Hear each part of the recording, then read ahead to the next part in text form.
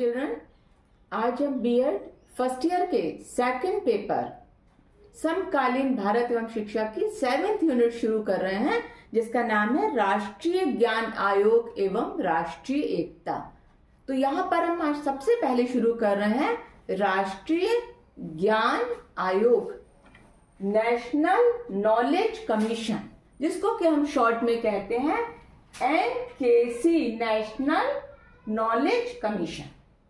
देखिए, ये कमीशन आया है हमारा 2005 में। ये कमीशन 13 जून 2005 में आया, राष्ट्रीय ज्ञान आयोग। और राष्ट्रीय ज्ञान आयोग को लाने वाले, या हम कह सकते हैं कि भारत की जो संचार क्रांति, भारत में जितनी भी संचार से संबंधित जो चीजें हुई, संचार क्रांति, इसके जनक कहे जाते हैं श्री सैम पित्रोदा।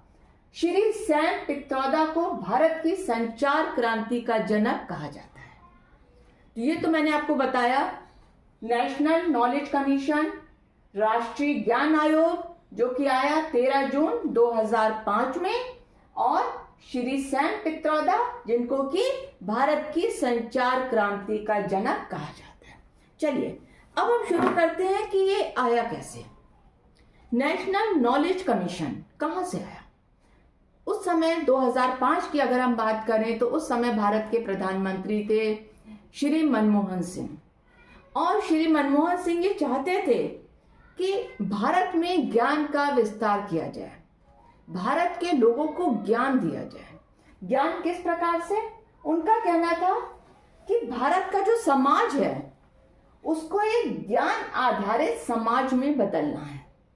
भारत के समाज को एक ज्ञान आधारित समाज में बदलने और ज्ञान अर्थव्यवस्था को, ज्ञान अर्थव्यवस्था मीन्स भारत के ज्ञान को मजबूत करने के लिए नीतियां और सुधारों का मार्गदर्शन करना। भारत में किस प्रकार ज्ञान लाया जाए? तो 2005 में सबसे इंपॉर्टेंट चीज हुई थी कि भारत की संचार क्रांति। भारत में संचार व्यवस्था बहुत तेजी से आगे बढ़ी थी।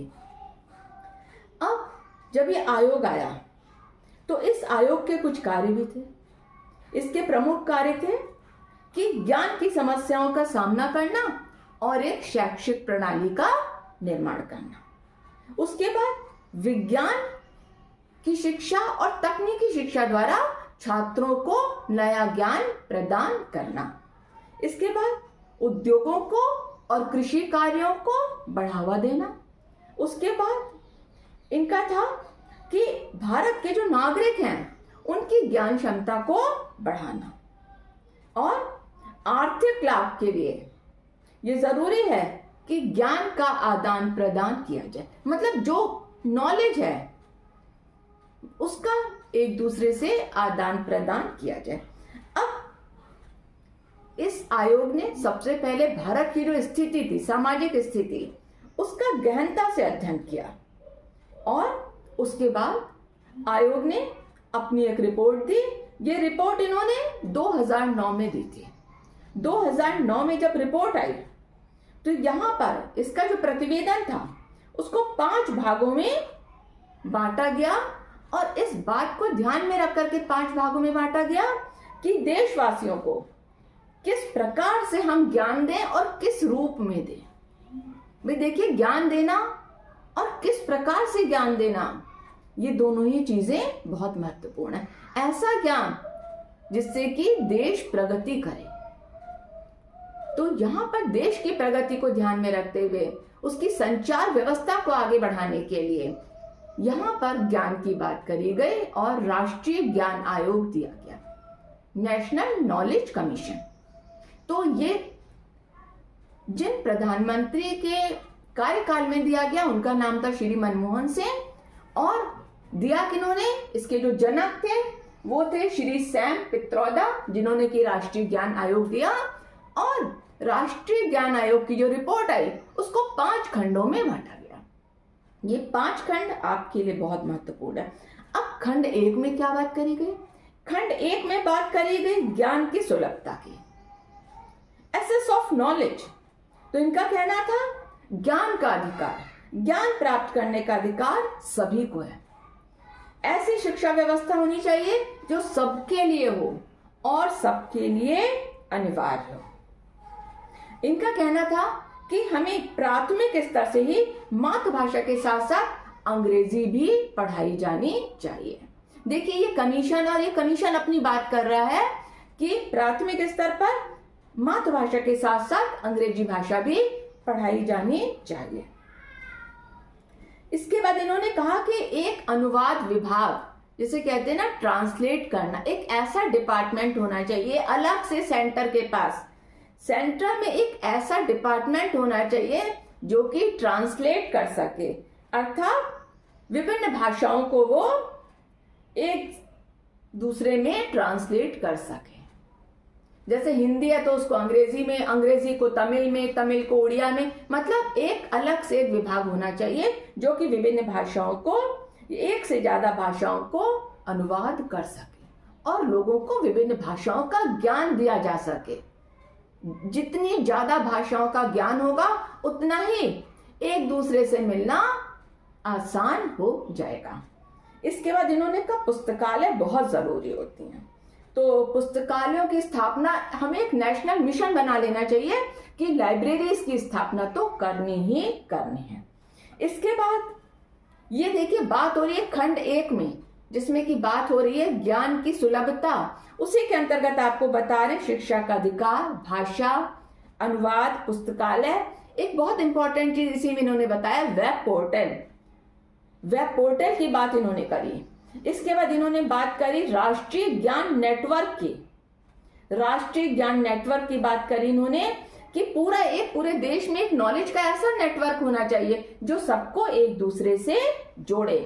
इसके बाद स्वास्थ्य सूचना साइट, एक साइट होनी चाहिए स्वास्थ्य सूचना, जिसमें कि सारा डेटा होना चाहिए कि व्यक्ति ने कहां जन्म लिया और कहां उसकी मृत्यु हुई, अर्थात जन्म से मृत्यु तक का सारा रिकॉर्ड होना चाहिए। तो ये तो इनका था खंड 1, जिसमें इन्होंने बात करी ज्ञान की सुलभता की। इसी प्रकार खंड 2 ज्ञान के सिद्धांत की बात करी।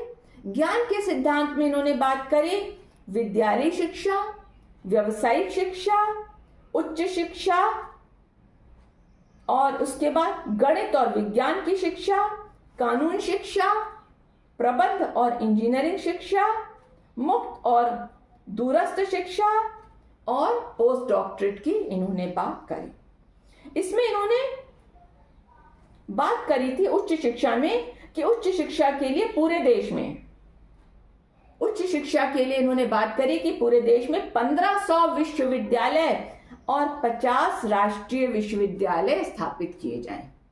ये बात कही नेशनल नॉलेज कमीशन ने कि उच्च शिक्षा के लिए पूरे देश में 1500 विश्वविद्यालय और 50 राष्ट्रीय विश्वविद्यालय खोले जाएं।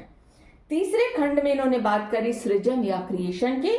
इसमें इन्होंने कहा कि विभिन्न विषयों के बीच में सीमाओं को ध्यान में रखते हुए, हर एक विषय की सीमा को ध्यान में रखते हुए राष्ट्रीय विज्ञान और सामाजिक विज्ञान फाउंडेशन की स्थापना की जाए।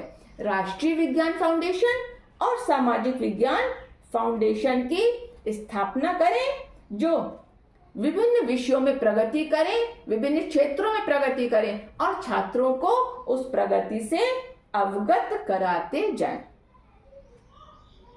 इसके बाद इन्होंने बात करी थी खंड 4 में एप्लीकेशन, या जिसको कि हम कहते हैं अनुप्रयोग। इसमें इन्होंने कहा, अनुप्रयोग की बात करी इन्होंने कि राष्ट्रीय ज्ञान आयोग ने अनुभव किया कि चिकित्सीय ज्ञान के स्रोतों की रक्षा के लिए, चिकित्सीय ज्ञान के स्रोतों की रक्षा के लिए IPR का निर्माण किया जाना चाहिए और कृषि अनुसंधान संस्थानों का, जो कृषि अनुसंधान संस्थान है, इनका आधुनिकीकरण भी किया जाना चाहिए।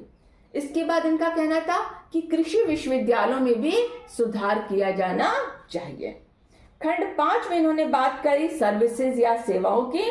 तो राष्ट्रीय ज्ञान आयोग ने कहा कि नए नए कार्यक्रमों की बात करी, भारत निर्माण, ग्रामीण रोजगार गारंटी योजनाएं, इन योजनाओं पर इन्होंने बल दिया, जिससे विभिन्न प्रकार की सेवाएं या सर्विसेज मिलने में लोगों को आसानी हो। अब इन्होंने बात करी, देखिए ये तो इनकी रिपोर्ट थी जिसको कि 5 खंडों में बांटा गया।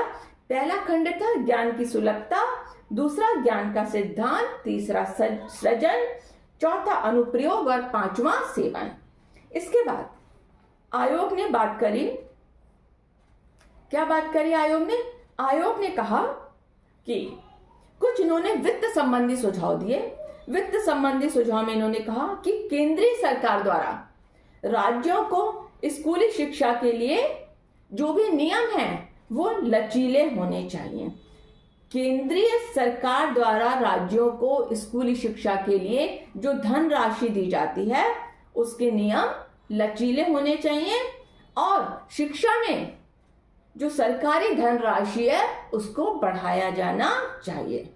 इसके बाद स्कूल समय, अवकाश, अध्यापकों की नियुक्ति किस प्रकार से होगी, इनके बारे में भी नियम बनाए जाने चाहिए और स्कूलों का समय समय पर निरीक्षण भी किया जाना चाहिए। इन्होंने विद्यालय शिक्षा संबंधी जो सुझाव दिए थे, इनका कहना था कक्षा 1 से 2 तक भाषा के रूप में अंग्रेजी पढ़ाई जाए। उसके बाद कक्षा 3 से कोई एक विषय अंग्रेजी माध्यम में पढ़ाया जाए। नेक्स्ट, शिक्षकों से चुनाव और अन्य गैर शैक्षणिक कार्य नहीं कराए जाए। मतलब शिक्षकों का कार्य केवल शिक्षा प्रदान करना हो, शिक्षा प्रदान करने के अतिरिक्त उनसे और कोई भी कार्य ना कराया जाए। अध्यापकों को कम से कम 5 वर्ष तक एक ही जगह पर नियुक्त किया जाना चाहिए और समय समय पर विद्यालयों का औपचारिक रूप से निरीक्षण भी किया जाना चाहिए।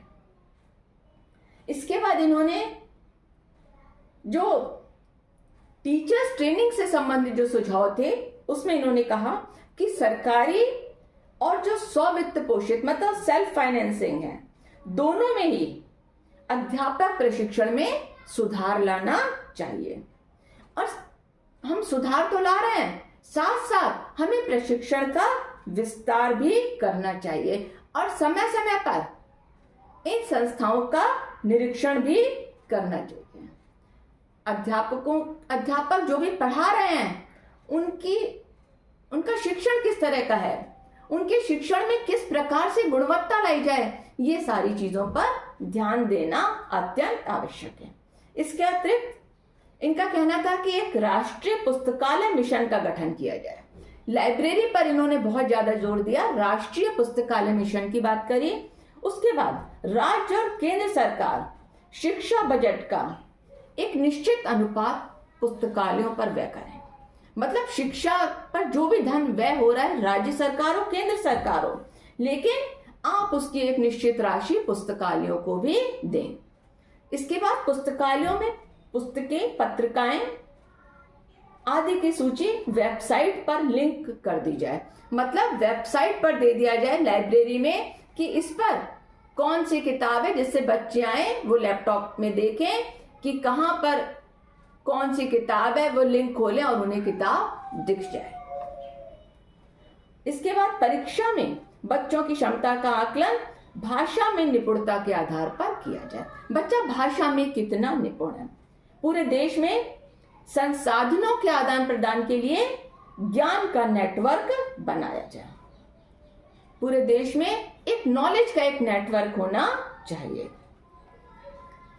अब अगर हम इसकी बात करते हैं कि इन्होंने और क्या क्या कार्य करे, तो इन्होंने जो सुझाव दिए थे, सुझाव में इनका कहना था उच्च शिक्षा में स्नातक, परास्नातक और अनुसंधान की व्यवस्था होनी चाहिए। इसके बाद व्यावसायिक शिक्षा की व्यवस्था मानव संसाधन व विकास मंत्रालय के अंतर्गत होनी चाहिए। देखिए ध्यान से सुनिएगा, व्यावसायिक शिक्षा की व्यवस्था मानव संसाधन और विकास मंत्रालय के अंतर्गत होनी चाहिए। शिक्षण संस्थाओं और अनुसंधान संस्थाओं के साथ विशेषज्ञों के मध्य विचार विमर्श के लिए, मतलब इन्होंने एक नेशनल नेटवर्क पर बहुत जोर दिया। इनका कहना था कि जो शिक्षण संस्थान है हमारे, जो हमारे अनुसंधान संस्थान है, रिसर्च इंस्टीट्यूट्स हैं, इन सबके बीच में एक नॉलेज का नेटवर्क होना चाहिए, जिससे रिसर्च जो भी हो रही है वो शिक्षण संस्थानों तक पहुंचे और शिक्षण संस्थानों के जो अध्यापक हैं वो रिसर्च करने के लिए प्रेरित हों। स्कूली शिक्षा के प्राथमिक और माध्यमिक स्तर पर कौशल को पाठ्यक्रम में शामिल किया जाए। इनका कहना था कि प्राथमिक स्तर और माध्यमिक स्तर पर स्किल को भी शामिल किया जाना चाहिए।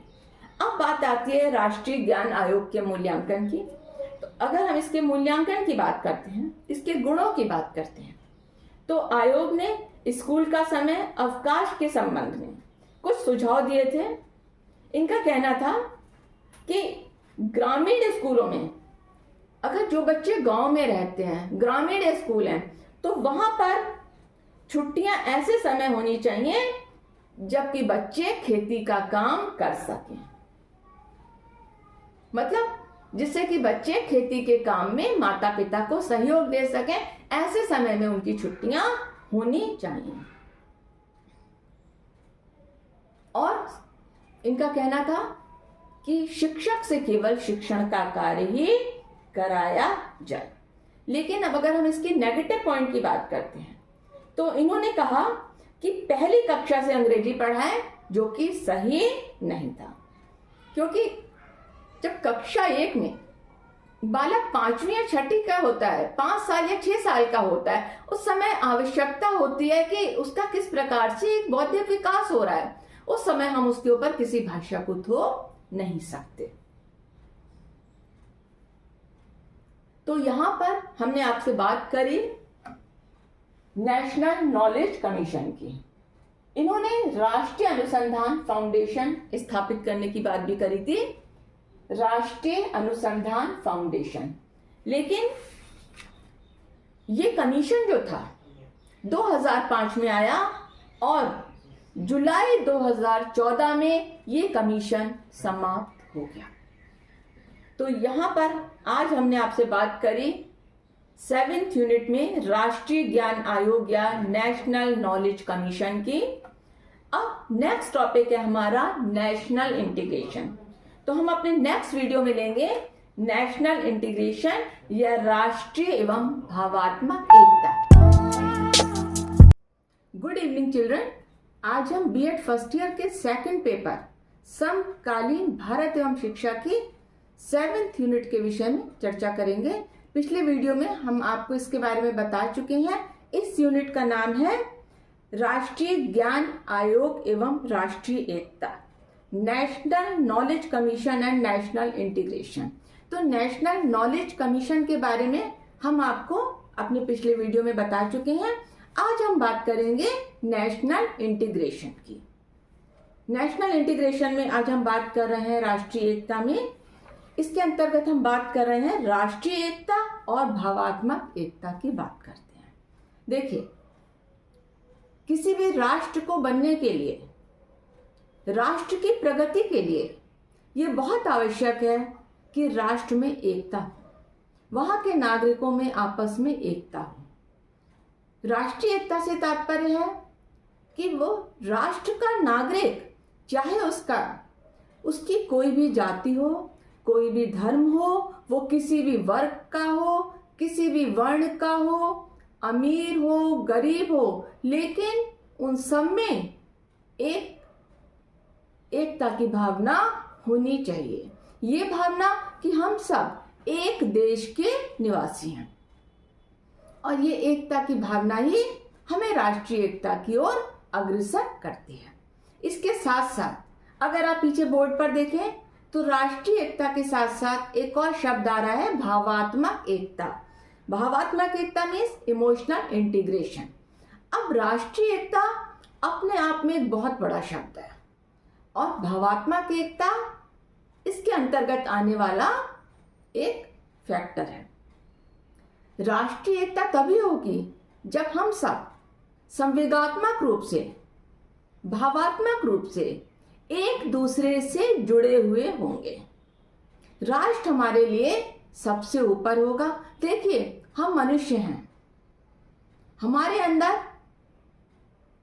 संवेग हैं, इमोशंस हैं हमारे अंदर। तो ये जो इमोशंस हैं, ये संवेग हैं, जो हमारे अंदर भावनाएं हैं, यही हमें भावनात्मक एकता के लिए अग्रसर करती हैं और हमें भावनात्मक एकता के लिए जोड़ती हैं। अब हम बात करते हैं कि राष्ट्रीय एकता भावात्मक एकता से अधिक व्यापक है।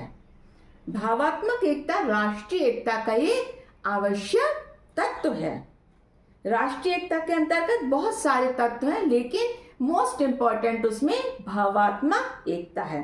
अब हम बात करते हैं भावात्मक एकता की। तो पंडित जवाहरलाल नेहरू के शब्दों में पंडित जवाहरलाल नेहरू ने कहा था कि भावात्मक एकता से मेरा तात्पर्य है हमारे विचारों और भावनाओं की एकता तथा पृथकता की भावनाओं का दमन।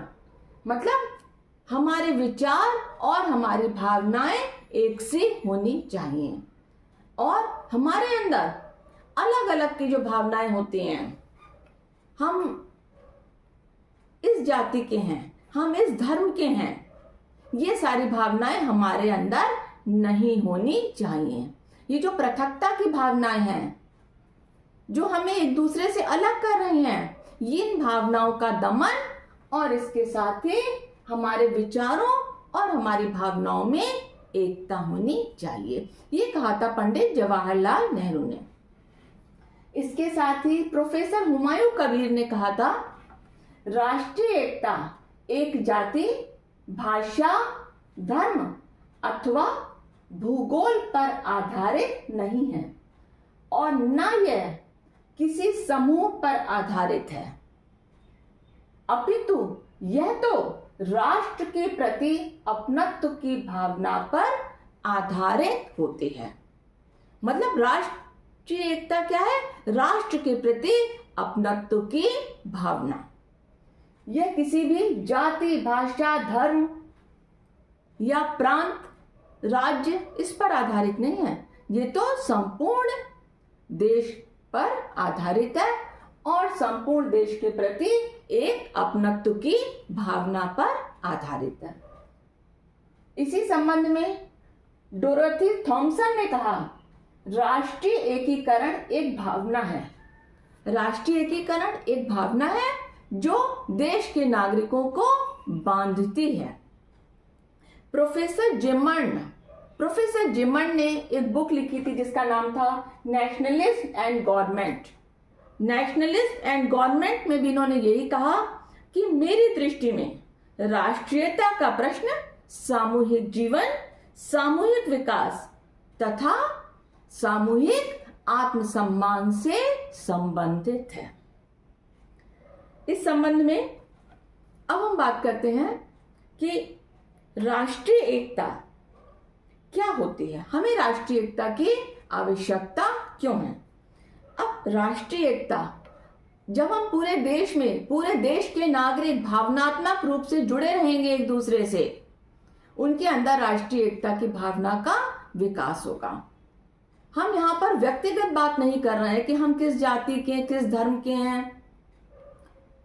हमें सिर्फ ये देखना है कि हम किस राष्ट्र के निवासी हैं। हम अपने राष्ट्र के निवासी हैं, हम अपने देश में रहते हैं और हम सब एक हैं। जैसे हम सब भारतीय एक हैं, भले ही हमारी जाति, हमारा धर्म, हमारा प्रांत, हमारा समुदाय कुछ भी हो, लेकिन भावनात्मक रूप से और राष्ट्रीय रूप से हम सब भारतवासी एक हैं और यही हमारे अंदर राष्ट्रीयता की भावना को विकसित करता है। अब इसकी आवश्यकता क्यों है? सबसे बड़ी आवश्यकता है इसकी राष्ट्र की सुरक्षा के लिए। दूसरा, वर्ग संघर्ष की समाप्ति के लिए। जो विभिन्न वर्गों में आए दिन हमें संघर्ष देखने को मिलता है, कहीं तोड़फोड़ हो रही है, कहीं हड़ताल हो रही है, तो ये जो वर्ग संघर्ष है, इसको रोकने के लिए भी राष्ट्रीय एकता की भावना बहुत आवश्यक है। हम की भावना के विकास की दृष्टि से। हम अलग अलग नहीं हैं, हम सब एक हैं। इस भावना के विकास होना बहुत जरूरी है राष्ट्रीय एकता के लिए। लोकतांत्रिक शासन में आस्था रखने के लिए। इसके बाद क्षेत्रीय संकीर्णता की समाप्ति की दृष्टि से, मतलब हम जो ये बात करते हैं कि हम अलग अलग क्षेत्रों के हैं, तो हमें क्षेत्र की बात नहीं करनी है, हमें बात करनी है कि हम सब एक राष्ट्र के निवासी हैं। इसके बाद विघटनकारी तत्व हैं, उन्हें हमें देश से हटाना है। विघटनकारी तत्वों का प्रभाव हमें हमारे ऊपर नहीं पड़ने देना है। हमारी राष्ट्रीय एकता की भावनात्मक एकता इतनी स्ट्रांग होनी चाहिए कि कोई भी विघटनकारी तत्व हमारे ऊपर अपना प्रभाव ना डाल सके। इसके बाद राष्ट्र की उन्नति के लिए, राष्ट्र के जीवन स्तर को ऊंचा बढ़ाने के लिए राष्ट्रीय एकता या भावात्मक एकता अत्यंत आवश्यक है। अब हम बात करते हैं कि इसमें बाधक तत्व कौन कौन से हैं। तो इसमें बाधक तत्वों की अगर हम बात करें तो इसमें जातिवाद, प्रांतीयता, सांप्रदायिकता, भाषावाद, आर्थिक विभिन्नता, नेतृत्व का अभाव और इसके साथ साथ नैतिक पतन, भ्रष्टाचार, रंगभेद, क्षेत्रीयता, ये सारी चीजें भी इसके ऊपर प्रभाव डालती हैं। तो इस संबंध में डॉक्टर सर्वपल्ली राधाकृष्णन ने कहा था कि आखिर धर्म क्या है जो समाज को धारण करे। धर्म क्या है? जो समाज को धारण करे और समाज को बनाए रखे, वही धर्म है। जो धर्म समाज को विभाजित करता है, वह समाज में फूट डालता है, मतभेद पैदा करता है, घृणा व द्वेष फैलाता है, वह अधर्म है। इसके बाद हम बात करते हैं, अब हमें राष्ट्रीय एकता की भावना के विकास के लिए क्या करना चाहिए। हम बात कर रहे हैं राष्ट्रीय एकता की, भावात्मक एकता की, तो इसके विकास के लिए हमें क्या करना चाहिए। सबसे पहले जरूरी है कि हमें शिक्षा की उचित व्यवस्था राष्ट्र के प्रत्येक नागरिक के लिए करनी चाहिए। डॉक्टर राधाकृष्णन के अनुसार, देखिए आपको बीच बीच में ये कोटेशंस या स्टेटमेंट इसलिए बता रही हूं कि आपके जब मल्टीपल चॉइस क्वेश्चंस एग्जाम में आएंगे उस समय ये स्टेटमेंट्स आएंगे और नीचे नाम लिखे हुए होंगे कि ये किनके हैं। तो इसलिए आपके लिए बहुत जरूरी है कि आपको जो कुछ भी बताया जा रहा है आप उसको बहुत ध्यान से सुने। तो यहाँ पर बात हो रही है डॉक्टर राधाकृष्णन की। तो डॉक्टर राधाकृष्णन के अनुसार राष्ट्रीय एकता को ईंट, पत्थर, आरे तथा हथौड़े से तैयार नहीं किया जा सकता। यह व्यक्ति के दिल और दिमाग में विकसित होता है। दिल और दिमाग को विकसित करने वाली प्रक्रिया केवल शिक्षा की प्रक्रिया है। केवल शिक्षा की प्रक्रिया ही एक ऐसी प्रक्रिया है जो हमारे दिल और हमारे दिमाग को विकसित कर सकती है। इसके बाद आदर्शों की स्थापना। आदर्शों की स्थापना, अब हमारे जो 3 शाश्वत आदर्श हैं, सत्यम, शिवम और सुंदरम, इनकी स्थापना करना अत्यंत आवश्यक है। मतलब सत्य, अहिंसा, अस्तेय, अपरिग्रह और ब्रह्मचर्य, ये हमारे जीवन की पहचान है। सत्य, अहिंसा, अस्तेय, अपरिग्रह और ब्रह्मचर्य। इसके बाद सामाजिक विषमता का अंत, जातिवाद, भाषावाद, प्रांतीयता और सांप्रदायिकता पर रोक, राजनीतिक दलों के लिए मापदंडों का निर्माण, राष्ट्रीय कानून की सर्वव्यापकता और राष्ट्रीय वस्तुओं और क्रियाओं को सर्वोच्च स्थान। ये बहुत जरूरी है कि हम राष्ट्रीय वस्तुओं का सम्मान करें। अब इसमें शिक्षा का क्या योगदान है? तो शिक्षा का बहुत बड़ा योगदान है राष्ट्रीय एकता, भावात्मक एकता के लिए। देखिए, आपने स्कूल्स में देखा होगा, आप पहली कक्षा से ये चीज देखते आ रहे होंगे कि सबसे पहले सवेरे आपकी फर्स्ट पीरियड लगने से पहले आपकी प्रेयर होती है। प्रेयर में साथ साथ आपको दिवस का सुविचार बताया जाता है और आपको नैतिक शिक्षा संबंधी बातें बताई जाती हैं। इसके बाद आपने ये भी देखा होगा कि स्कूलों में महापुरुषों के जन्मदिन का आयोजन किया जाता है। इसके बाद राष्ट्रीय पर्वों का आयोजन, जैसे आपने देखा होगा 26 जनवरी, 15 अगस्त, 2 अक्टूबर, ये हमारे यहाँ के राष्ट्रीय पर्व हैं और इनका आयोजन स्कूल्स में किया जाता है। इसके अतिरिक्त विभिन्न प्रकार के विद्वानों के व्याख्यानों का आयोजन भी स्कूलों में किया जाता है। धार्मिक उत्सवों का आयोजन, जैसे विद्यालयों में दिवाली, होली, ईद, दशहरा, गुरु पर्व, क्रिसमस, इस सभी प्रकार के धार्मिक आयोजनों का ये सारे आयोजन किए जाते हैं। इसके बाद प्रतियोगिताओं का आयोजन, विभिन्न प्रकार की प्रतियोगिताओं का आयोजन जिसमें कि निष्पक्ष रूप से निर्णय दिए जाते हैं। विभिन्न प्रकार की प्रतियोगिताएं मतलब जैसे आपके यहाँ खेलकूद हो रहे हैं, वाद विवाद हो रहा है, पत्र लेखन हो रहा है, सांस्कृतिक कार्यक्रमों से संबंधित प्रतियोगिताएं हो रही हैं स्कूलों में।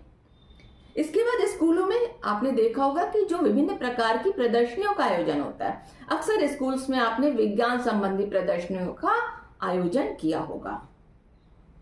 इसके बाद राष्ट्रीय स्तर पर शिक्षकों का आदान प्रदान, ये बहुत जरूरी है कि राष्ट्रीय स्तर पर एक राज्य के शिक्षक दूसरे राज्य के शिक्षकों से जाकर के मिले।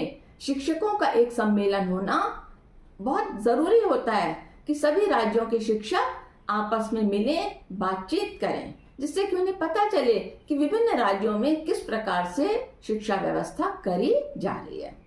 इसके बाद अंतरराज्यीय खेलकूद सांस्कृतिक कार्यक्रम, इंटर स्टेट जैसे स्पोर्ट्स होते हैं, विभिन्न प्रकार की कल्चरल एक्टिविटीज होती हैं, इनका बहुत महत्वपूर्ण योगदान है राष्ट्रीय एकता की भावना को विकसित करने में। अंतरराज्यीय शिविरों का आयोजन, इसके बाद रेडियो और दूरदर्शन का प्रयोग, इसके बाद राष्ट्रीय और सामाजिक संस्थानों का गठन, जैसे कि आपने देखा होगा कि एनसीसी है, एनएसएस है, स्काउटिंग है, गाइडिंग है। स्काउटिंग गाइडिंग ये आपने देखा होगा, एनसीसी करी होगी आपने, एनएसएस में देखा होगा कि ये सारी चीजें जो हैं वो आपको राष्ट्रीय एकता और भावात्मक एकता की ओर अग्रसर करती हैं। तो यहां पर हमने आपको बताया राष्ट्रीय एकता के बारे में। अब शिक्षकों की क्या भूमिका है?